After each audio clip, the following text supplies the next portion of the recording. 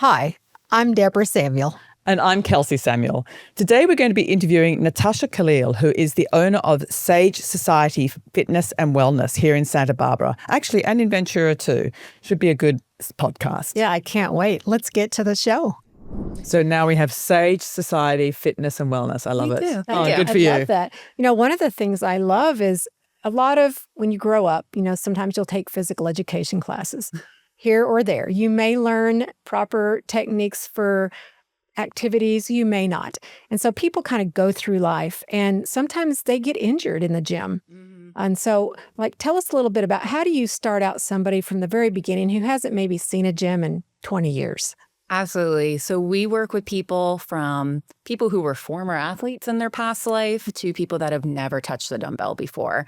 And it all comes down to breaking down the movements and really educating people on the why behind what they're doing. And I think that's been the biggest game changer for us, because when you are taught how to do things properly, you know where you should be feeling those exercises and why you should be doing them, then it builds the confidence so that you can go to a fitness class, you can go do other sorts of movements and feel really confident in your body. And I think taking the time to go through that with people is really beneficial. And that's something that's often overlooked when you're in a class of a lot of people that maybe already know what they're doing. Yeah, because a lot of people, they walk into a gym, you can look at their form and you can see that they haven't had any training. I love that small, intimate setting where people are getting that individualized attention. And as we age as women, with strength training and muscle tone, but also bone. Let's talk a little bit about the benefits of maintaining strong structures. Yeah, absolutely. So we know after, let's say, 45, a lot of women are at risk of osteoporosis, or maybe they've already been diagnosed with something like osteopenia. And the strength training is a huge piece of that. And most women are told by their doctor, okay, you're at risk of this. You should really start doing some strength training or some body weight movement and stuff like that.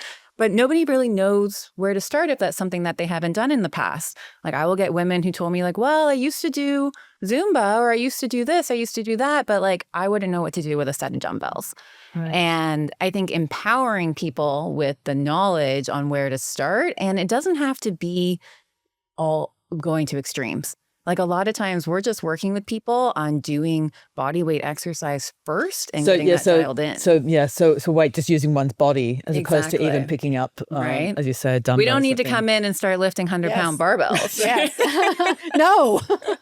For a lot of women, just doing some body weight movement, having some impact on those bones so that you are rebuilding bone instead of continuing to lose bone can be really helpful. For me, it's not only the bone, it's also about strengthening women's structures so they don't have balance issues or can maybe avoid having balance issues. And I think that's really important as well. Absolutely. In my previous life, I was an occupational therapist, still am, but don't work in the field anymore. And I did primarily home health. So going to people's homes after surgery, after hospital stays, after maybe just being sick. And the number one thing I found was the correlation between balance and falls at home. And so we work in a lot of balance training for people because that's so important when it comes to being able to live independently or to do things on your own as you continue to age. Can't tell you how many times I walked into someone's house and they were sitting on the floor. Yeah. Slips and falls, getting in and out of a bathtub, slippery tile, all those situations we all find ourselves in with having good balance and being able to recover before you go down. Exactly. And the more muscle tone you have and the more joint stability, the more you're able to catch yourself, not lose your balance, all of that, and not depend on other things.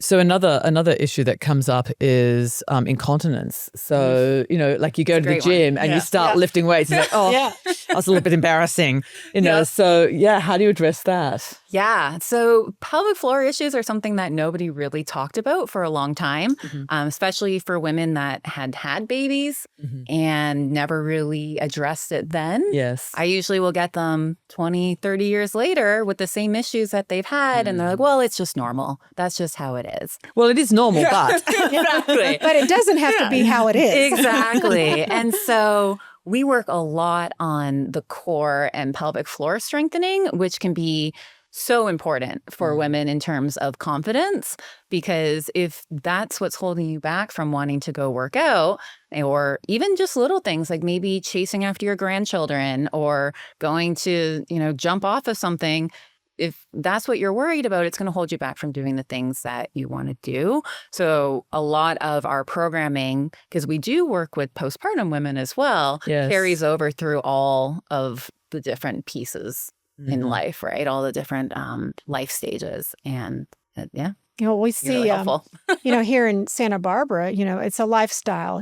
As people age here, we see them, in their 70s and their 80s and their 90s still out on the pickleball courts. Yes. But, it all starts with just a good practice. And so in your gym specifically, do you have classes morning, noon, and night? Are they 7 days a week? Like, what is the schedule typically in your gym? Yeah. So we have a variety of different services, which I think is important to point out. So we have large group classes. And by large group, I mean 18 people. We still keep it fairly intimate.